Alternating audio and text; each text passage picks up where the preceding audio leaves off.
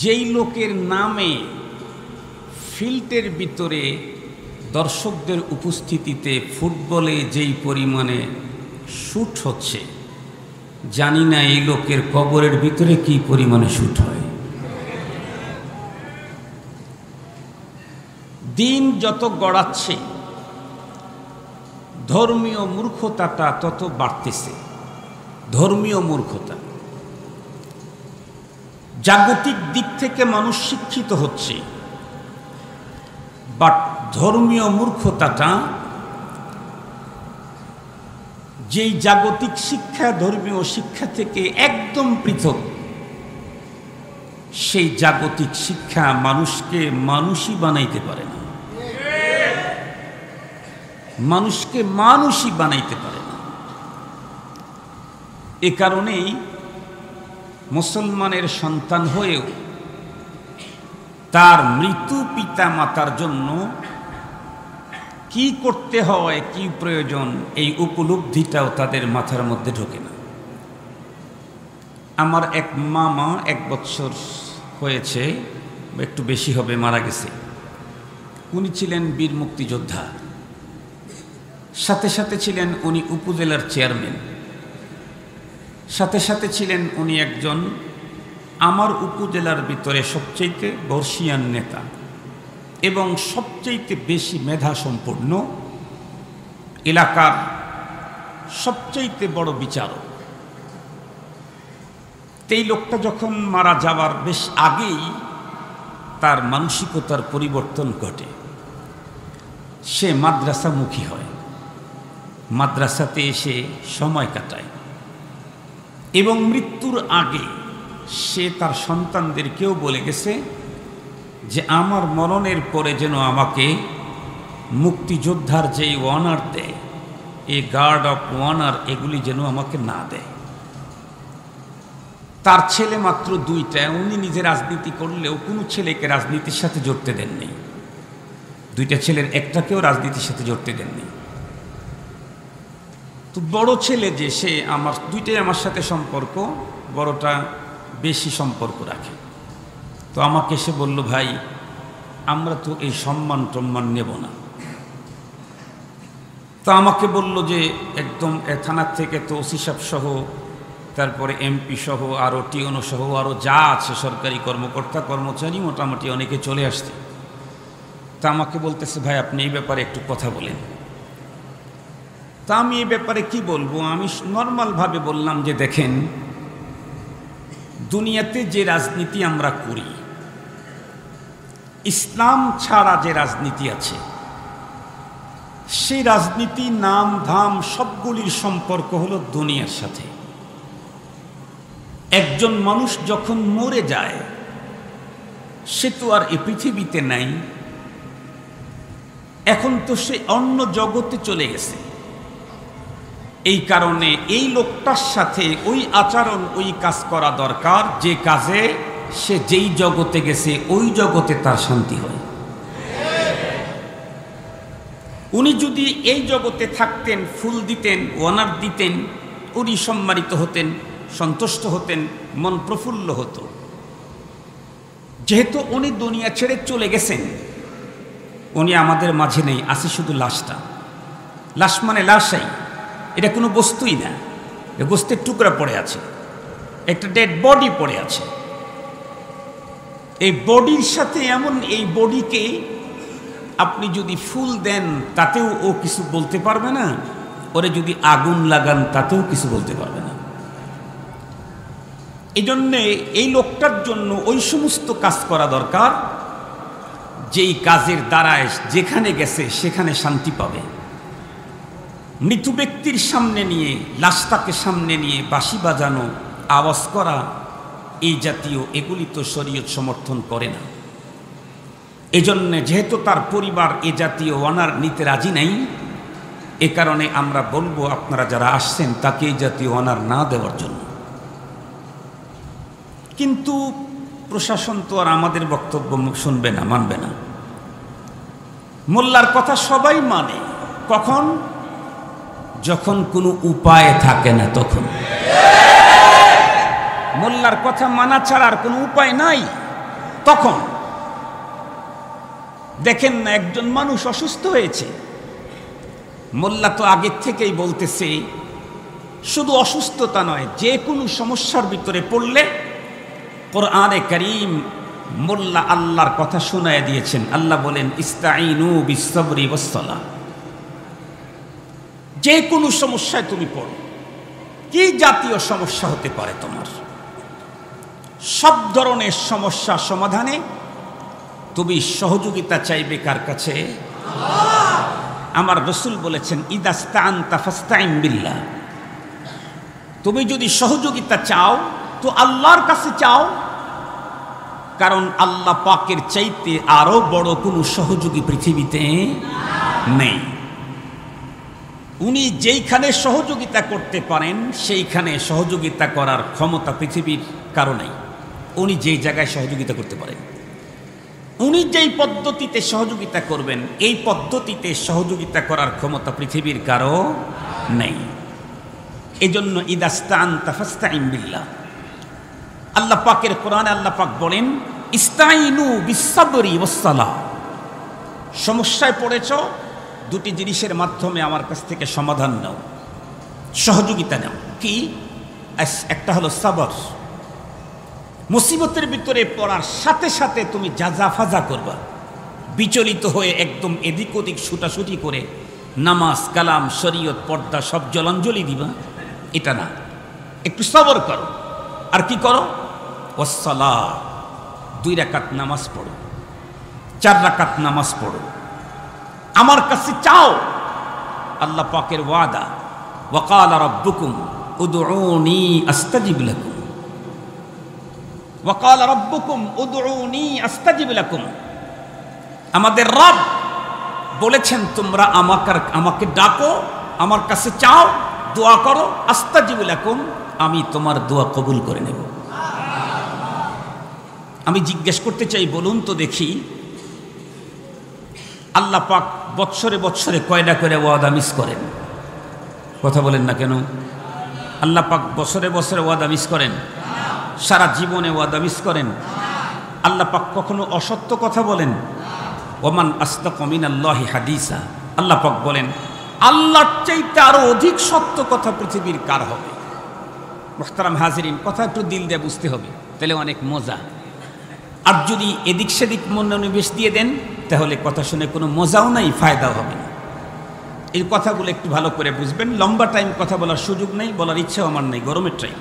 মুহতারাম হাজিরিন, আমরা দেখেছি কোনো মানুষ কোনো সমস্যায় পড়লে সর্বপ্রথম তো দৌড় দেওয়ার দরকার ছিল আল্লাহর দরবারে, মসজিদে, আল্লাহ পাকের অফিসে দেখা করা দরকার ছিল।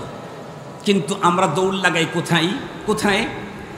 যদি কোনো আইনের কোনো ঝামেলায় পড়ি তাহলে প্রথম দৌড় লাগাই নেতার কাছে, এরপরে আইন বিশেষজ্ঞ উকিল আর ব্যারিস্টারের কাছে। উকিল ব্যারিস্টার আর নেতার কাছে যাওয়া নিষেধ করা হচ্ছে না, তবে তার কাছে যাওয়ার আগে, উকিলের কাছে যাওয়ার আগে, নেতার কাছে যাওয়ার আগে উকিল আর নেতার মন যিনি নিয়ন্ত্রণ করেন তার সাথে আগে দেখা করা বুদ্ধিমানের কাজ। উকিলের দিল যিনি নিয়ন্ত্রণ করেন, নেতার দিল যিনি নিয়ন্ত্রণ করেন, জিজ্ঞেস করতে চাই নেতার দিল কার হাতে? ইন্নাল কুলুবা বাইনা ইসবাইর রহমান, ইন্নাল কুলুব বাইনা ইসবাইর রহমান ইউসাররিফুহা কাইফা ইয়াশা। মানুষের অন্তর আল্লাহ পাকের কুদরতি 2 আঙ্গুলের মাঝে, যেমনে খুশি তেমনে ঘুরান কে? আল্লাহ। কোনো সন্দেহ আছে আপনাদের? নেই, যেমন খুশি তেমন ঘুরান। এই জন্য যে কোনো সমস্যার ভিতরে পড়লেই সর্বপ্রথম মুকাল্লিবাল কুলুবকে, তার কাছে আগে প্রথমে সাক্ষাৎ করা, ওনার সাথে আগে দেখা করা। বলুন তো দেখি, কোনো একজন আসামিকে যখন থানায় ধরে নিয়ে যায়, যে পুলিশ ধরে নিয়ে গেল তার সাথে যোগাযোগ করে নাকি ওসি সাহেবের সাথে যোগাযোগ করে? কথা বলেন না কেন? যিনি ধরে নিয়ে গেছেন তার সাথে যোগাযোগ করতে চায় না। কেন? ওসি ঠিক হলে এ থানার সব সাধারণ ফোর্স সব ঠিক, ওসি ঠিক হলে এসআই ঠিক, ওসির হুকুম হলে থানার প্রতিটি সাধারণ অথবা এসআইকে তা মানতে বাধ্য। তো আমার কোনো ভাই, আমার কোনো আপনজনকে যদি থানায় কোনো ফোর্স, পুলিশের সোর্স নিয়ে যায়, তাহলে সেই সময় আমি বুঝি যে পুলিশের সোর্সের কাছে গিয়ে লাভ নাই, পুলিশের নিয়ন্ত্রক এ থানার যিনি ওসি তার সাথে দেখা করতে হবে। তাহলে যে কোনো মুসিবতের মধ্যে পড়ি, আল্লাহর কোনো বান্দার কাছে প্রথমে গিয়ে লাভ নাই, বান্দার অন্তর যিনি নিয়ন্ত্রণ করেন সে মালিকের কাছে আগে যাওয়া দরকার। উনি কে? আবার একটু বলেন, আবার বলেন কে? আবার বলেন কে? এই যে কয়েকবার বলাইলাম, লস হইল আপনাদের? লস হইল? আল্লাহ পাক বলেন, ফাযকুরুনি আযকুরকুম ওয়াশকুরুলি ওয়ালা তাকফুরুন। তোমরা আমাকে স্মরণ করো, আমি তোমাদেরকে স্মরণ করব। আমি একবার বলবো, আল্লাহ পাক আমার স্মরণ 10 বার করবেন। আমাদের ছেলেরা যদি একবার ডাক দেয় আব্বু, আমরা তার ডাকের সাড়া দেই 5 বার, জি আব্বু, জি আব্বু, জি আব্বু। আমি আমার ছেলেকে যেই পরিমাণে মুহাব্বত করি তার চাইতে কোটি গুণে বেশি মুহাব্বত করেন আল্লাহ আমাদেরকে। তার চাইতে কোটি গুণে বেশি মুহাব্বত করেন আল্লাহ আমাদেরকে। এ কারণে হাদিসে কুদসির ভিতরে রাসূল করিম সাল্লাল্লাহু আলাইহি ওয়াসাল্লাম বয়ান করেন যে আল্লাহ তাআলা বলেছেন, মান আতানি মাশিয়ান আতাইতুহু সাইয়া ওয়া মান আতানি সাইয়ান আতাইতুহু হারওয়ালাতা, মান তাকাররাবা ইলাইয়া শিবরান তাকাররাবতু ইলাইহি জিরা ওয়া মান তাকাররাবা ইলাইয়া জিরাআন তাকাররাবতু ইলাইহি বা, আও কামা ক্বালা আলাইহিস সালাতু ওয়াস সালাম। আমার রাসূল সাল্লাল্লাহু আলাইহি ওয়াসাল্লাম বলেন যে আল্লাহ পাক বলেছেন যে আমার দিকে, আল্লাহ বলেন যে আমার দিকে ধীর পদে অগ্রসর হয়, আমি তার দিকে দৌড়ায় অগ্রসর হই। বলেন তো দেখি, ছোট্ট নাতি অথবা ছোট ছেলে, আপনি বাজার থেকে আসছেন, ও ভালো করে হাঁটা শিখে নেই, ও আপনার দিকে দৌড়ায় আসতে চায়, বলুন তো দেখি, ও আপনার দিকে 1 পা ফেললে আপনি ওর দিকে কয় পা ফেলেন? কথা বলেন না কেন? কত পা ফেলেন?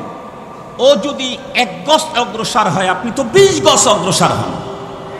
আমার নাতির মুহাব্বত থাকার কারণে যদি নাতি 1 পা আমার দিকে আগাইলে আমি যদি 20 পা অগ্রসর হই, তার চাইতে কোটি গুণে বেশি মুহাব্বত আছে আমাদের আল্লাহর অন্তরে।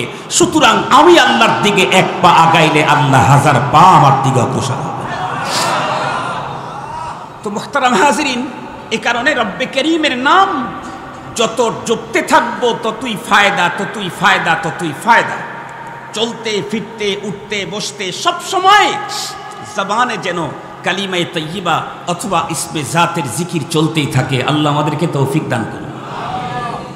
তো যে কথা বলতেছিলাম, আমাদের দেশে মানুষ অসুস্থ হলে প্রথমেই দৌড় লাগায় হাসপাতালে, ডাক্তারের কাছে, তাই না? যে কোনো মুসিবতের ভিতরে প্রথম দৌড় লাগানো দরকার ছিল যিনি হাল্লালুল মুশকিলাত কে, কাজিউল হাজাত কে, শাফিউল আমরাজ কে, কাশিফুল মুহিম্মাত কে, রাফিউদ দারাজাত কে, হাল্লালুল মুশকিলাত কে। কারণ হাজিরিন, ওনার কাছে দৌড় দেওয়া দরকার ছিল। দৌড় লাগায় কখন? নেতা ধরেছে, অমুক ধরেছে, তমুক ধরেছে, যখন সব ফেল, নিশ্চিত আর কোথাও ধরার জায়গা নাই, তখন আসে মোল্লার কাছে আল্লাহর সাথে যোগাযোগ করতে। তখন আসে কার কাছে? মোল্লার কাছে। কার সাথে যোগাযোগ করতে? বিশেষ করে সব দিক থেকে যখন একদম নিরাশ হয়ে গেছে, তখন এসে বলে, হুজুর আমার বড় ভাইয়ের তো এই সমস্যা, আগামী অমুক তারিখে শুনানি আছে, সম্ভবত ফাঁসির রায় হয়ে যেতে পারে, হুজুর একটু ছেলেদেরকে নিয়ে কয়েক খতম করে একটু আল্লাহর সাথে যোগাযোগ করে দেন। অথচ আগে আল্লাহর সাথে যোগাযোগ করে তারপরে আদালতে দাঁড়ানোর কথা ছিল, পরে আসছে। এরপরেও রব তো রব, এরপরেও রব তো রব, এরপরেও যদি কেউ মোল্লার কাছে আসে আল্লাহর সাথে যোগাযোগ করতে, আমরা আমাদের নিজের চোখে দেখেছি আল্লাহ পাক তখনও তার বান্দাদেরকে ফিরাইয়া দেন না। ওয়াকালা রাব্বুকুম উদউনি আস্তাজিব লাকুম। মুহতারাম হাজিরিন, আমরা অনেক অসুস্থ মানুষের ব্যাপারে আমরা নিজেরা দেখেছি বহুবার, একবার না বহুবার দেখেছি। অসুস্থ হয়েছে তখন ডাক্তারের কাছে গেছে, আরো ঝামেলা বেড়েছে, বড় ডাক্তারের কাছে গেছে, আরো ঝামেলা বেড়েছে, দেশের বাইরে গেছে। সব ডাক্তার যখন জব দিয়ে দিয়েছে, তখন গ্রামের ভিতরে ঢুকে হিফজখানার মাদ্রাসার ভিতরে গিয়া ছাগল একটা নিয়ে যায়, বলে হুজুর ছাগলটা নেন, আমার ভাইকে তো সবাই জব দিয়ে দিয়েছে, দেখেন তো একটু এই জ্বালানি খতম করে দেওয়া যায় নাকি? কথা বলেন, এই কাজটা করে না আপনাদের অঞ্চলে? হুজুর একটু দোয়া করেন। তখন বলে না মুহতারাম হাজিরিন, তখন আসছে আল্লাহ তো অধিক দয়াবান, এ কারণে যখনই আসুক মৃত্যুর জাকান্দানি শুরু হওয়ার আগ পর্যন্ত তার বান্দা যত দরবার দিয়ে ঘুরুক না কেন, মৃত্যুর জাকান্দানি শুরু হওয়ার আগ পর্যন্ত এক সেকেন্ডেও যদি কোনো আল্লাহর বান্দা শেষ পর্যন্ত তার ভুল বুঝে মালিকের কাছে চূড়ান্ত পর্যায়ে নিজেকে লজ্জিত করে অপদস্থ করে মালিকের সামনে নিজেকে পেশ করে, আমার মালিক এতটাই দয়ার সাগর, 1000 বছরের অপরাধ 1000 মিনিটও লাগে না, 10 মিনিটও লাগে না, 2 মিনিটেই আল্লাহ ক্ষমা করে দেয়। মুহতারাম হাজরিন, তো আমরা আজকে এসেছি দোয়া করতে, আমরা আসছি দোয়া করতে। মূল টার্গেট 2 বুজুর্গ পিতা পুত্র, তাছাড়া আমাদের আপনজন যারা আছে তাদের জন্য দোয়া করব।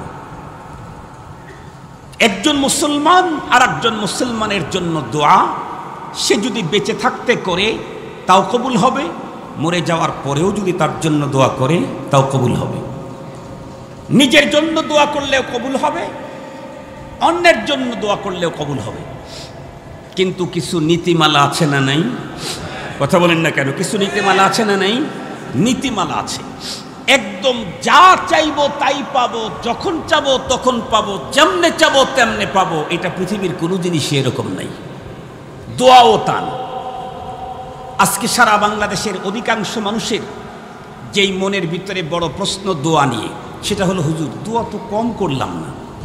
হুজুরদের মুখে শুনেছি যে পিতার দোয়া পুত্রের জন্য ডাইরেক্ট কবুল হয়, মাতার দোয়া সন্তানের জন্য ডাইরেক্ট কবুল হয়। কিন্তু হুজুর ছেলে তো রাইনচ্যুত হয়ে গেছে, ছেলে তো বেরা হয়ে গেছে, ওর জন্য দোয়া করতে করতে মুখ শুকায়া যাচ্ছে, কিন্তু কবুলের কোনো ভাব দেখতেছি না। কারো কারো প্রশ্ন হুজুর 1000টা দোয়া করেছি, 2টাও কবুল হয় নাই। কারো প্রশ্ন হুজুর জীবনে 3টা দোয়ার কবুলিয়ত দেখেছি, আর একটাও দেখতে পারি নাই। কারো কারো এই রকমের হাজারো প্রশ্ন আছে। মুহতারাম হাজিরিন, পৃথিবীর কোনো কিছুই নিয়ম নীতি ছাড়া হয় না। দোয়া আল্লাহ পাক বলেছেন, তুমি আমাকে ডাকলে আমি তোমার ডাকের সাড়া দেব। মালিক ওয়াদা দিয়েছেন, বাট দোয়া করার পদ্ধতিও শিখিয়ে দিয়েছেন। সেই পদ্ধতি মেনে যদি কেউ দোয়া করে, সাদফি সাদ, মিয়া মিয়া, 100 100 দোয়া কবুল হবেই হবে, হবেই হবে, হবেই হবে। তাহলে দোয়া কবুল হচ্ছে না কেন? দোয়া করার যে নীতিমালা আছে সে নীতিমালার বাইরে আমি আছি, তাই দোয়া কবুল হচ্ছে না। নীতিমালার ভিতরে থাকলে আমার জন্য আমার দোয়া কবুল হবে, অন্যের জন্যও কবুল হবে। এদেশের জন্য দোয়া করলেও কবুল হবে, বিদেশে থাকা মানুষের জন্য দোয়া করলেও কবুল হবে, জীবিত মানুষের জন্য দোয়া করলেও কবুল হবে, মৃত মানুষের জন্য দোয়া করলেও কবুল হবে। কিন্তু দোয়া করতে হবে নীতিমালার ভিতরে থেকে। দোয়া কবুল হওয়ার জন্য জরুরি কিছু শর্তের কথা আজকে আমি আলোচনা করতে চাই, কারণ আজকে আসছি দোয়া মাহফিলে, বুক ভরা আশা নিয়ে আসছি। দোয়া করলেই তো কাজ, দোয়া করলেই তো কাজ। বুক ভরা আশা নিয়ে আসছি, অনেক জায়গায় গিয়েছি, কিন্তু জীবনে দেখেছি দোয়ার প্রতিফলন আমার সামনে আসে নাই। মুহতারাম হাজরিন, কেন আসে নাই? আগামী দিনে আর কতদিন পর্যন্ত আসবে না? কেন আসে না? এটাই আজকে মূলত আপনাদের খেদমতে পেশ করতে চাই। দোয়া কবুল হয় না, দোয়া কবুল হয় না, হাজারো অভিযোগ আমার, কিন্তু কেন হয় না?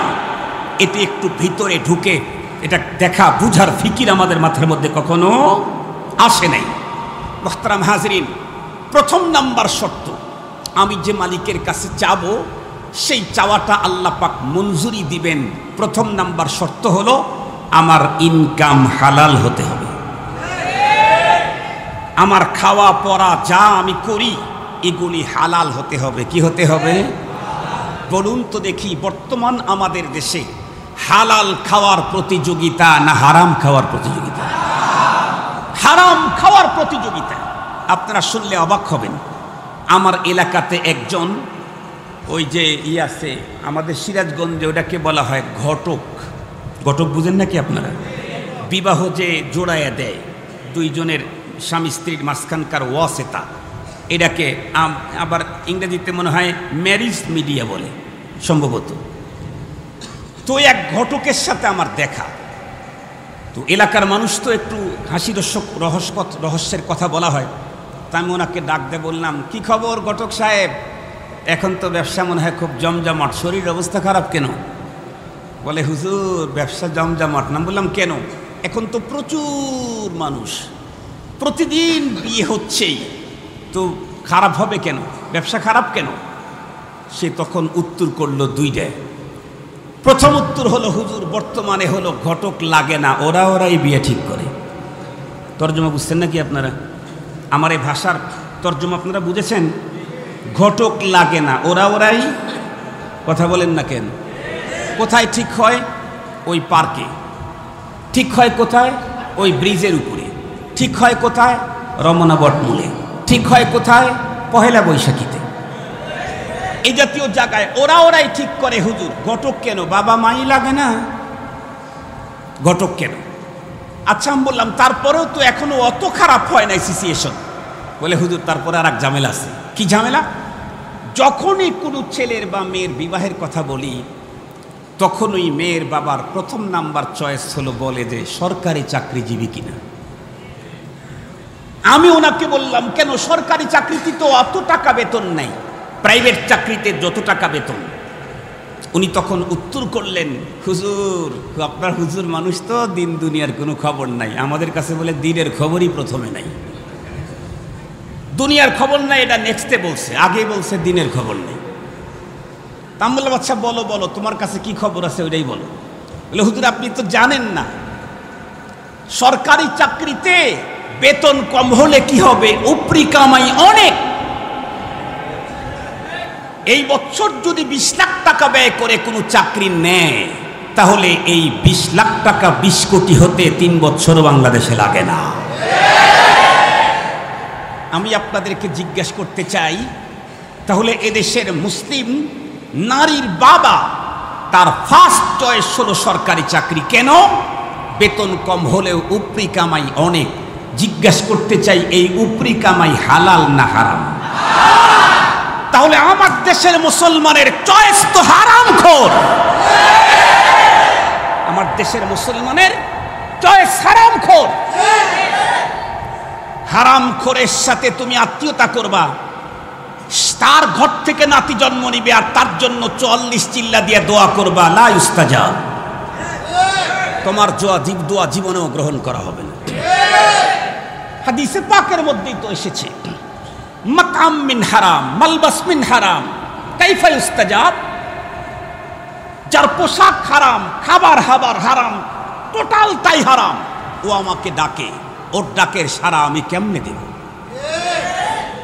ওর ডাকের সাড়া আমি কেমনে দেব? মুহতারাম হাজিরিন, আপনারা মনে মনে ভাবতেছেন তাহলে আমরা তো সরকারি চাকরি করি না, আমরা বেঁচে গেলাম, আমরা হালালখোর। নো, সরকারি চাকরি করলেই শুধু হারামখোর তা না, সরকারি চাকরি ছাড়াও হারামখোরের আইটেম বাংলাদেশে কম নাই। ফার্মেই চাকরি করেন, ফার্মে মালিকের অগোচরে মালিকের 3 টাকা হারাম খেয়েছেন, এই 3 টাকাই তো হারাম। মাল কিনেছেন আপনি 25 টাকা করে, মালিককে ধরায় দিয়েছেন 30 টাকা করে, এটা হালালখোর না হারামখোর? মালিককে বলেছেন 8 ঘন্টা ডিউটি করব, মালিক দেশের বাইরে আছে, আপনি 5 ঘন্টা বাইরে আড্ডা দিয়ে ফ্যামিলির কাজ করে 3 ঘন্টা অফিসে আপনি চাকরি সময় লাগান, 8 ঘন্টার বেতন খাচ্ছেন, হালালখোর না হারামখোর? মুহতারাম হাজিরিন, শুধু কি তাই? আমি ওয়াজ করি, আমি হাদিস পড়াই, বুখারী শরীফ পড়াই, তিরমিজি শরীফ পড়াই, চিল্লা লাগাই, অনেক সুন্দর বয়ান করি, কিন্তু আমার আব্বা ইন্তেকালের পরে শহরে 2টা বাড়ি রেখে গেছেন, গ্রামে 20 বিঘা জমি রেখে গেছেন, বোনও রেখে গেছেন, ভাইও রেখে গেছেন। সব ভাই মিলে শহরের বাড়িটা দখল দিলাম, বোনদেরকে বললাম তোরা বাড়িতে পাবি না, ওই যে গ্রামের মহল্লার ভিতরে ওই মাঠের ভিতরে জমি তোদেরকে দিলাম। তাহলে এই আমি সেই বক্তা হালালখোর না, আমিও হারামখোর? বন যদি স্বেচ্ছায় আমাদেরকে দিয়ে দেয় ফাবিহা, স্বেচ্ছায় যদি না দেয়, বাবার রেখে যাওয়া স্থাবর অস্থাবর দেশে বিদেশে যত জায়গায় ভাইয়ের অধিকার, তত জায়গায় বোনের অধিকার, তত জায়গায় বোনের অধিকার। ভাই সেখানে এক্সেস মাতব্বরি করার কোনো সুযোগ নাই। মাতব্বরি মালিক তোমাকে দিয়েই দিয়েছে, বোনের ডাবল তোমাকে দিয়েছে, তোমার মাতব্বরি শেষ। বোনকে যা দিয়েছে তোমাকে ডাবল দেওয়া হয়েছে, এখানেই তোমার মাতব্বরি শেষ। তুমি যা দেবা বোনকে তাই নিতে হবে। নো, তোমার যেমন অধিকার বোনের তেমন অধিকার। বোনেরটাকে পাই পাই হিসাব করে দেই নাই। আমি যেই হই আমিও হালাল খোর হতে পারি নাই, আমিও হারাম খোর। শহরের বাসা থেকে প্রতি মাসে 2 লাখ ভাড়া আসে, আর আমি সেই টাকা খায়া মাসে 3 দিন আল্লাহর রাস্তায় লাগাই, 6 দিন পিসাবের দরবারে, আর 9 দিন আবার অন্য অন্য দিনের কাজ করি, এলাকার এই মসজিদার মাদ্রাসার সহযোগিতা করি। নো, এই হালাল খোর না, এই হারাম খোর। মনে থাকবে তো, মনে থাকবে তো ইনশাআল্লাহ। মুহতারাম হাজিরিন, হারাম যে কত পদ্ধতিতে খাচ্ছি, শুধুমাত্র কেবলমাত্র জনতা ব্যাংক আর সোনালী ব্যাংক আর অমক ব্যাংক আর তমক ব্যাংকে যারা চাকরি করে আর লেনদেন করে তারাই হারাম খোর না, গ্রামীণ ব্যাংকে যারা থাকে তারা কি হালাল খোর? একটু জোরে বলেন। মুসলমান ভাইরা রে, আমার কথাগুলা দিল দিয়ে বুঝবেন। আল্লাহ পাক রব্বুল আলামিন ওয়াদা করেছেন, ক্বালা রাব্বুকুম উদউনি আস্তাজিব লাকুম। বান্দা তোমরা আমাকে ডাকো, আমি তোমাদের ডাকের সাড়া দেব। আল্লাহ পাক কোরআনে হাকিমে এটাও বলেছেন, ওয়ামান আস্তাকু মিনাল্লাহি হাদিসা। আমি আল্লাহর চাইতে অধিক সত্য পৃথিবীর কার কথা হতে পারে? সেই রব্বে কারীমের দরবারে আমি ডাকতেছি দিন রাত, কাঁদতেছি সন্তানের জন্য, কান্না করছি নাতি নাতনির জন্য, নিজের জন্য, অপরের জন্য, দেশে এবং বিদেশের মানুষের জন্য, কিন্তু আমার দোয়ার প্রতিফলন বুঝি না। অমুসলমান, বুঝতে হবে নিঃসন্দেহে মালিকের নীতিমালার ভিতরে আমি নাই, নীতিমালার বাইরে চলে গেছি। এই জন্যে প্রথম হলো হালাল ইনকাম, হালাল রুজি রোজগারের ব্যবস্থা করতে হবে। কাসবুল হালালে ফারিজাতুম বাদাল ফারায়েজ। মনে থাকবে তো আপনাদের? মনে থাকবে তো? 2 নাম্বার হলো দোয়া করার কিছু পদ্ধতি আছে। এ ভাই, হুজুর তো আসছেন বয়ান করবেন, 2 মিনিটে আমার কথাটা শোনেন। দোয়া করার, আল্লাহ পাকের কাছে চাওয়ার কিছু পদ্ধতি আছে। আপনারা বলেন তো দেখি, আপনারা যদি আপনাদের এই থানার ওসি অথবা টিওনোর কাছে কোনো একটা বিষয়ের স্মারকলিপি নিয়ে যান, আর স্মারকলিপিটা যদি টিওনোর কাছে দেন, এইভাবে দেখেন টিওনোকে স্মারকলিপি দিচ্ছেন, স্যার এই যে স্মারকলিপি নিয়ে আসছি নেন। এই পদ্ধতিতে যদি স্মারকলিপি দেন, যিনি দিচ্ছেন উনি যদি আওয়ামী লীগের এই আসনের সংসদ সদস্য হয়, টিওনো কি এই পদ্ধতির স্মারকলিপি নেবে? কথা বলেন না কেন? এই দিকে স্মারকলিপি দিয়েছে আর মুখটা উল্টা দিকে রেখেছে, নেবে কি? কখনোই না। বলবে আপনার স্মারকলিপি আমার হাত কেন, আমার পাও গ্রহণ করতে রাজি নেই। আপনি স্মারকলিপি দিবেন, আদবের সাথে দেন মিয়া। আমরা যারা দোয়া করি আল্লাহ পাকের কাছে, দোয়া করার পদ্ধতি কি? হাত এরকম করে ঘুরাইতেছে, এদিকে দেখতেছে, ওদিকে দেখতেছে, দিল আর এক দিকে দিয়ে রাখছে, মনে হয় যেন আসমানের মালিক আমার কাছে ঋণ করে খেয়েছে, আমি যেমনেই বলি আমাকে দিতেই হবে। মালিক ঋণ করে খেয়েছে, মালিক আমার কাছে ঋণী না, আমি মালিকের কাছে ঋণী। তো আমি যদি মালিকের কাছে ঋণী হই, ঋণী মানুষ যার কাছে ঋণ নিয়েছে তার কাছে ভদ্র চিত্তে যেতে হয়, আদবের সাথে যেতে হয়, তারপরে পাওয়া যায়।